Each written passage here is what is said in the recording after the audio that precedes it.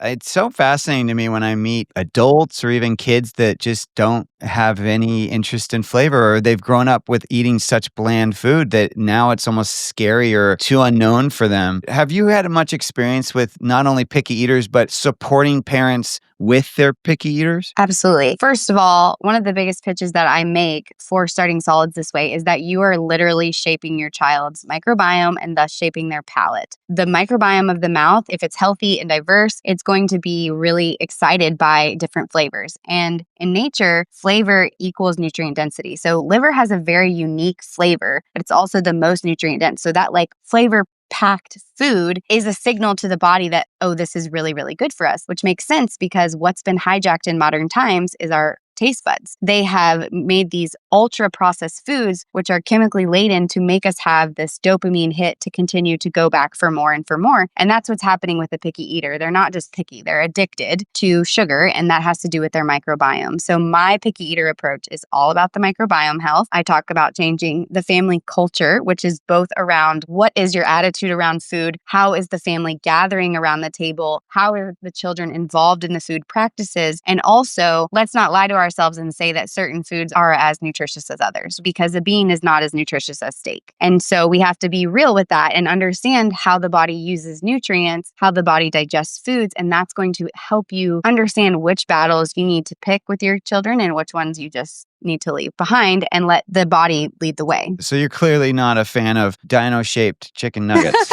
No, I don't understand how anyone gets results with that. I think it's just appeasing the child. I assume that you're also a fan of, there is no kid menu, it's people menu. Totally. Yeah, my kids have never eaten off the kid menu. He eats oyster steak, clam. We actually, on the menu, we're just looking for the least toxic thing on the menu because it's hard to go to places that don't use seed oils, don't use sugar. You know, we're trying to find the nutrient-dense food that doesn't have something that's going to make his body react. The reality is that kid menus are designed not for nutritional density, they're designed for price, right? And It's a price entertainment. point. Yeah. Everyone just assumes that like when you go out to dinner, you pretty much just want your kid to like not scream at the table. And that means like appeasing them. And I have a completely different perspective on how children belong in society. I think that's disrespectful to give a child a French fry that's basically a mop for toxic oils, unrefined salt, and a breaded chicken that's covered in glyphosate. I think that's horrible. How do you navigate a topic that both disturbs me and I have some solutions, but I fear is kind of a part of our food system, the way it's structured right now, which is the idea of you have to be wealthy to be healthy? What are some kind of cost-effective tools that you've found that not only support people's time, but also their wallet? We live our priorities every single day. So if you want to prioritize home cooking, you're going to have to prioritize it and simply just start where you are. I rely so much on ground beef,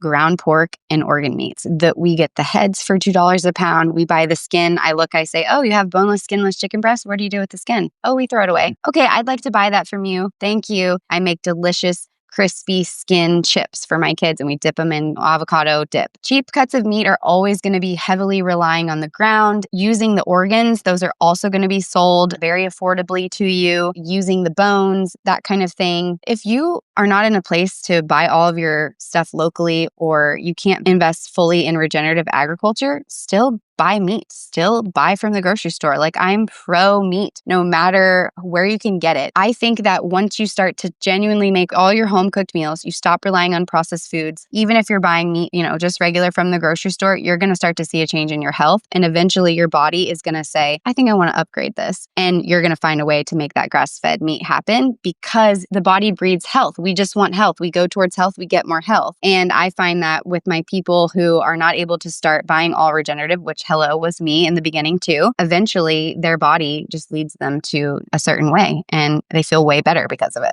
Yes. Thank you so much for spreading that message. We cannot only focus on, is it regenerative? Is it 100% grass-fed? And let that dictate whether we eat something or not. Totally. Sometimes even the stress around that is freezing us from making the right choice. And the right choice is just get the animal product in or the fish product or what, you know what I mean? Just get that nutrient-dense food into you and let that affect your your health and help support the next decision you make. The other part that's really important to this is the community aspect of actually meeting your farmer. And so like going and building a relationship is going to help you understand that process even more. And it's going to connect the dots for you for a bigger picture of what's actually happening with our food system. Honestly, it was my favorite part about changing my diet. And I started to teach it thinking like, oh, people maybe are not going to like this or whatever. And they come back to me and they're like, hey, I love my beef farmer. I talk to them every week. And, it's so fun that they have this whole new perspective on food. It's no longer a chore. It's a gift. Like you said earlier, it exposes you to new cuts of the animal, right? Yeah. You get parts of the animal that you would never get at the butcher shop, particularly at a more conventional market. There was this comment on one of the posts about picky eating, and I wanted to share what this person asked or what their experience is, what they were recommended by the pediatricians and the school counselors to do. And I would love to hear the feedback you would have given this person.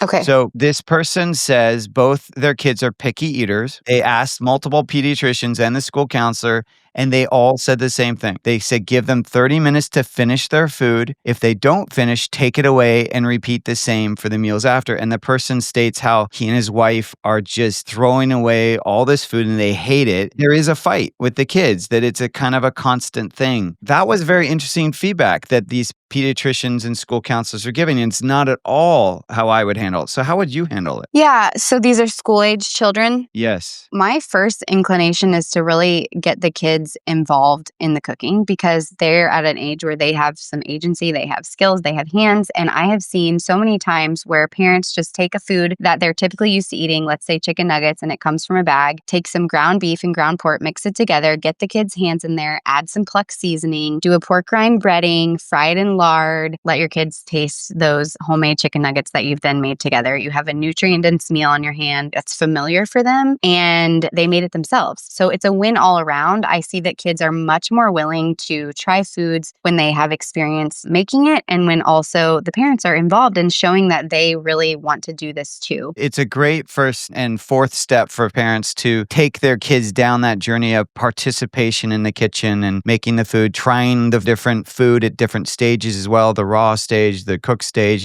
thinking like vegetables, like taste a bell pepper before it's cooked. Now it's cooked. Now it's with fat. What's a good kind of philosophy that they should have in the household around like making meals? Clearly, we don't want them making multiple meals. Is it kind of like you eat what you get or you just don't eat? How would you kind of coach that parent? My approach is definitely leaning towards the parental authority. So you have to own your authority as a parent. You have to be clear about what your food values are for your kids. I don't make any other options. I don't recommend parents have other options with the exception of a few foods. We all have desires and taste preferences, right? At any time of the day, my son can have scrambled eggs with butter and he can have meat stock, he can have beet kvass, or he can have kefir. If any four of those options appeal to him over what my husband and I have made for him, he may have that option. Generally speaking, families and food, they should be tied together. No, we don't have time to cook with our kids. Okay, I take that really as an excuse. So we're going to make the time to create these rituals around food that actually change the food culture of the family. Because I don't see picky eating as just one thing. Yes, the microbiome is a piece of it. Yes, there is food addiction and these crazy like hijacked taste buds, right? But it's more than that. It's a family affair. Food equals family, and we really need to bring families together on this. And if food is dividing your family, there is something else going on. And so I would really workshop that. Love that answer. Wow.